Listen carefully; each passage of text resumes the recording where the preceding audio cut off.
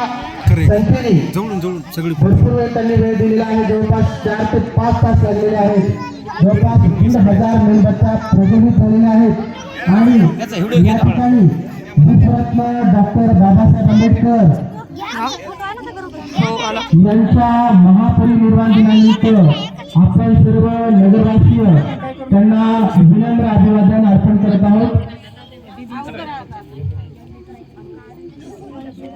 अतिशय सुंदर अशी प्रतिमा आणि मोठ्या संख्येने पक्षीला बुद्धविहार या ठिकाणी उपासक आणि उपासिका, बालक आणि बालिका हे डॉक्टर बाबासाहेब आंबेडकर यांना अभिवादन करण्यासाठी एकत्र आलेले आहेत.